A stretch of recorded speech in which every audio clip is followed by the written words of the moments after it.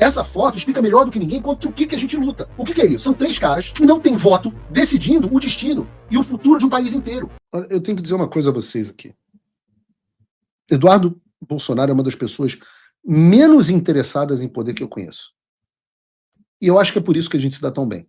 Eu acho que é por isso que eu gosto tanto dele. Porque, afinal, os grandes líderes são aqueles que não são apegados ao poder e entendem que há uma missão infinitamente maior do que o cargo que eles ocupam. No caso do Brasil, o que a gente precisa é de um sucessor, não é o espólio político do pai. O que nós precisamos é de um sucessor para esse movimento que se chama de bolsonarismo. E não é porque nós precisamos substituir o presidente Bolsonaro. Mas Bolsonaro tem 70 anos de idade com a condição de saúde prejudicada. A presidência da República suga a vida de uma pessoa de forma inimaginável. Tem aquela famosa foto do Obama, né? O antes e depois dele chegar à presidência dos Estados Unidos. O próprio meu avô sofreu, fez ponte de safena, infartou como presidente. A presidência destruiu a vida do meu avô, a saúde dele. É problema o dia inteiro. É pouco tempo de sono. É sempre não o Lula que está encaixaçado o tempo inteiro, mas os outros é sempre uma emergência para resolver, é uma mentira da mídia para derrubar. Você não tem um segundo de descanso. Eu não desejo essa vida, eu vi isso dentro de casa. Eu não desejo essa vida a ninguém. Mas o fato é que nós precisamos de um sucessor para o movimento que se chama de bolsonarismo. Mas o que é o bolsonarismo? O que é bolsonarismo? Eu, às vezes, acho que, por mais estranho que isso possa soar a vocês, nem mesmo o Bolsonaro compreende bem o que é o bolsonarismo. Eu explico. O bolsonarismo, ele é um movimento que está contido dentro de um movimento maior do Ocidente, chamado Movimento Nacional Populista. O Bolsonaro e o bolsonarismo são a face brasileira desse fenômeno, que é um fenômeno global. Então, nos Estados Unidos, a gente tem, obviamente, o maior nome disso, que é o Donald Trump. No Reino Unido, a gente tem o Nigel Farage. Na Hungria, a gente tem o Viktor Orbán. Em Portugal, a gente tem o André Ventura e o Chega. Na Espanha, a gente tem o Santiago Abascal, o Vox. Na Itália, a gente tem a Meloni. Na Argentina, a gente tem o Milei. E, de fato, no Brasil, não há ninguém que simbolize esse movimento melhor do que o presidente Bolsonaro, com toda aquela simplicidade dele, o contato direto com o povo, a franqueza, o movimento nacional populista é muito autêntico, o Bolsonaro é muito autêntico, a forma de se comunicar, a forma de se conectar com o povo. Se conectar com a pessoa comum. Gente que nunca teve interesse em política, que passou a amar a política e amar o presidente Bolsonaro. Isso é dele, isso é Deus colocou a mão nele e falou assim, é você.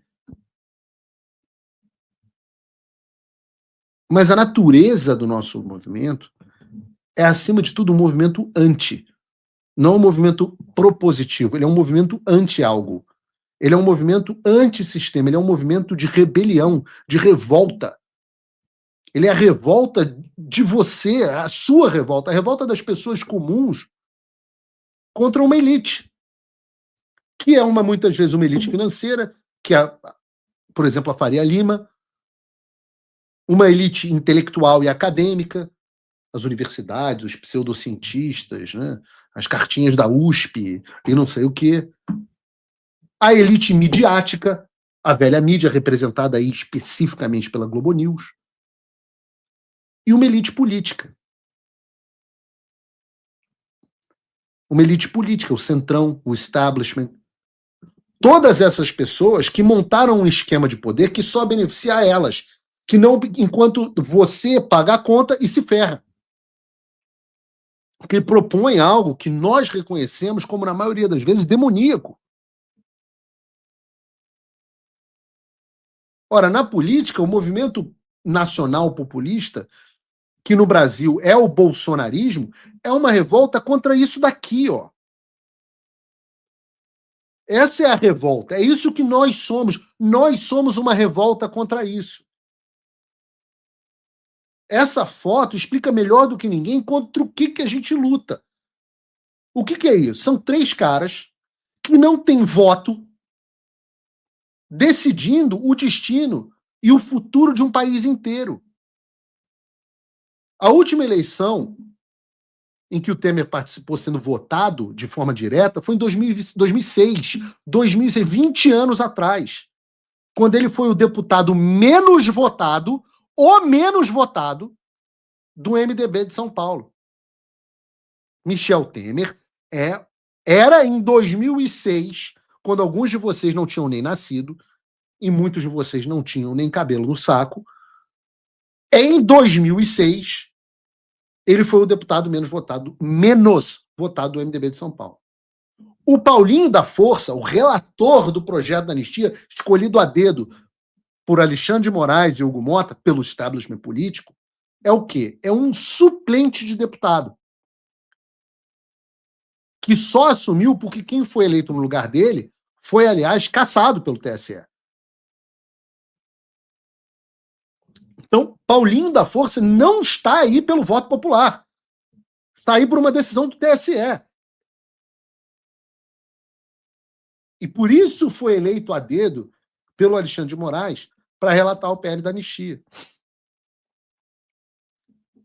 Aí olha que engraçado, né? Paulinho da Força foi escolhido a dedo por Alexandre de Moraes. Alexandre de Moraes foi escolhido por Michel Temer, que também está na foto. E por fim você tem o Aécio Neves, que é um ex-político em exercício. Depois de inúmeros escândalos e casos de corrupção em que esteve envolvido, um cara que saiu de ex-candidato à presidência da República, que pode até ter tido a eleição dele roubada, ex-senador por Minas Gerais, ex-presidente da Câmara dos Deputados, hoje ele mal consegue se eleger deputado federal. E isso aí, essa imagem, é o símbolo do establishment.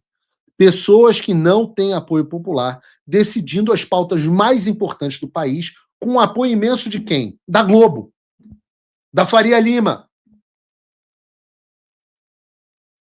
O nosso movimento, isso que você chama de bolsonarismo, é um movimento anti esses caras.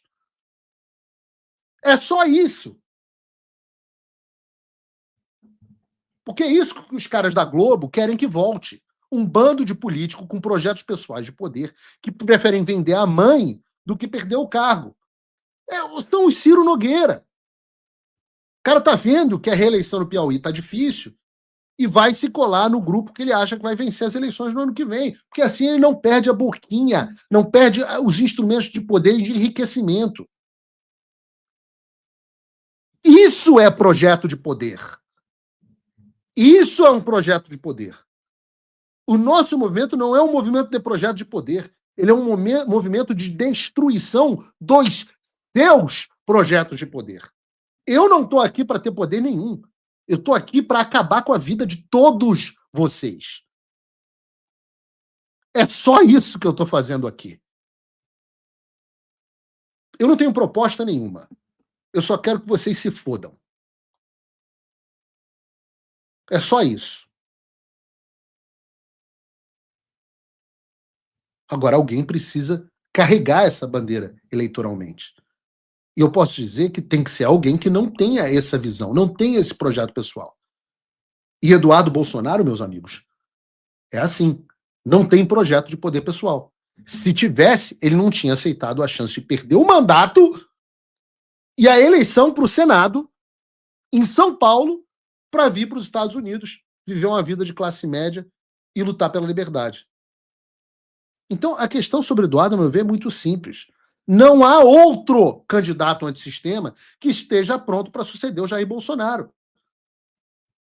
O meu entusiasmo, que foi precoce, mas válido e verdadeiro, e se mostrou bem fundamentado em relação ao Eduardo Bolsonaro, é justamente porque eu tenho o privilégio que vocês não têm de conhecê-lo pessoalmente há anos e saber que ele é uma pessoa simples, razoável e com uma visão estratégica aguçada. Agora, há pouco, hoje de manhã, eu estava em reunião com ele e mais algumas pessoas discutindo estratégia, E eu não preciso perder um segundo do meu tempo para explicar uma estratégia boa ou ruim ao Eduardo.